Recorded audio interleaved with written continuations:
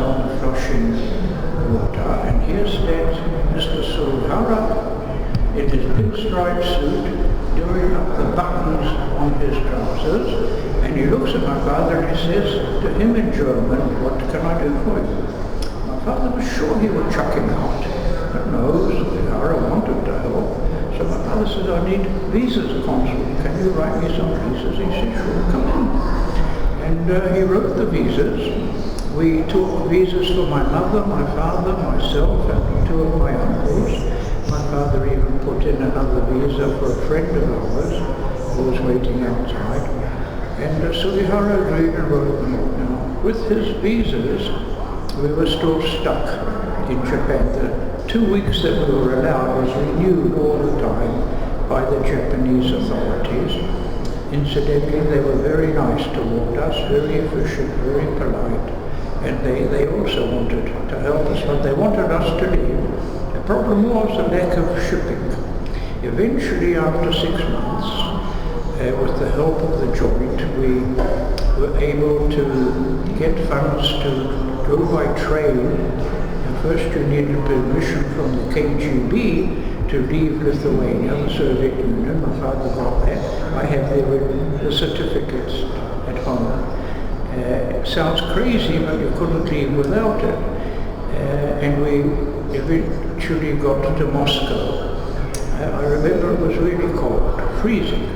And in Moscow we got onto the Trans-Siberian Railway, that you had to bring your own food and blankets. We did. It was quite primitive, but good enough. We're not complaining. And that took 2 weeks, the train.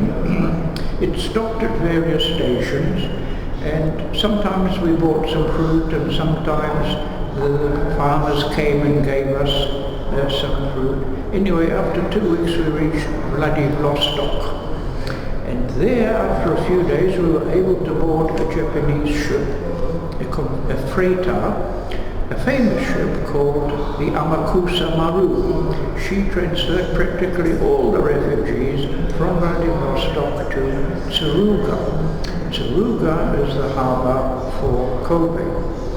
In Tsuruga, I remember there's a story about a boy with a basket of apples who was going around giving apples to him. Well, he gave me one, and it was the best apple I've ever eaten. I was hungry. The food on the ship was not great. It was mainly bread and apples, but we were not complaining because it's more than others had. And so this apple left in my mind a desire always to eat. If you want to give me an apple, it's only going to be a red one and a sweet one. And from Tsuruga we went to Kobe, where we stayed for 6 months. The joint gave us money for apartments. The Japanese authorities were very polite, very nice. Japanese are very clean people. They are very polite people. They really were wonderful toward us. And after 6 months we were able to get on a ship, the Amakura Maru, which took us to Shanghai, which was the exact opposite of Japan. It was not clean. It was one big mess, a huge pandemonium all the time, but within 2 weeks we were able to board a ship which eventually would take us to Australia via Indonesia. And so we got to Australia, but by then the British authorities who were running things in Australia and New Zealand said that 50 of the Jewish refugees of our group would have to go to New Zealand. And we were among the 50.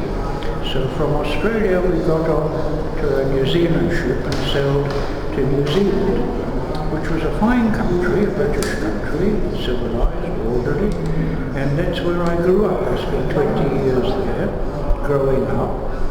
And then I went to Europe on a tour, and in 1969 I came to Israel, and I've been here ever since. Just one question, I couldn't ask about. We didn't really. Everything is okay? Yeah, just the artist I didn't have. The artist not yet? No, the only one didn't have. So, just I was in that room. Okay, just one question. Yeah. So you participated? Sorry? You participated to this project? with the numbers, with the seal of time. So how did it work?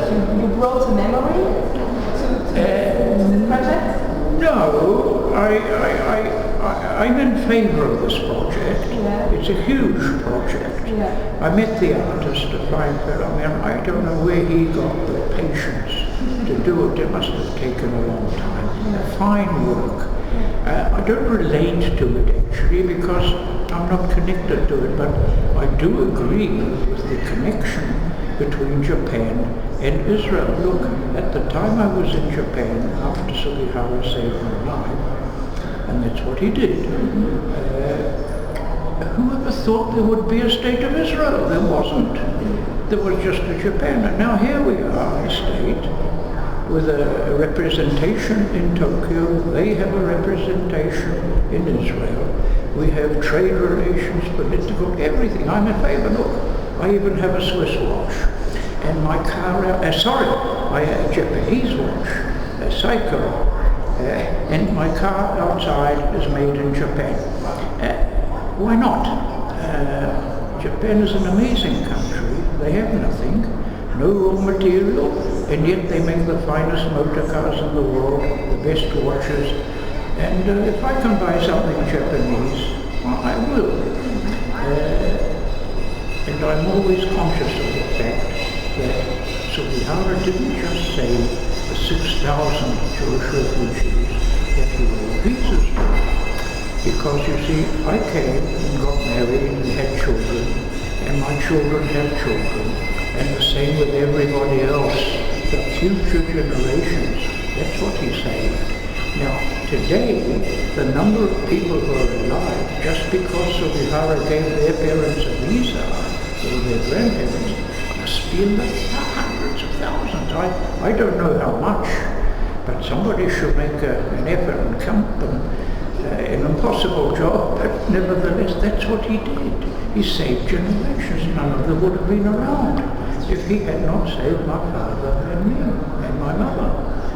That's what one man did, because he said nuts to the authorities in Tokyo. He said, if I do not help these people, they will die.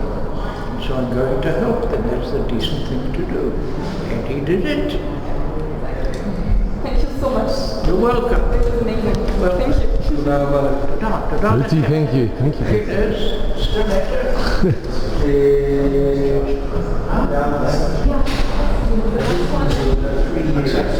And Josh Klein, three years before moving to Israel in 1986. What years were they? I was there from 83 to 86. Oh, Long after you had left. Yeah. I'm sorry, I missed your name and your family. 30 Frenkel.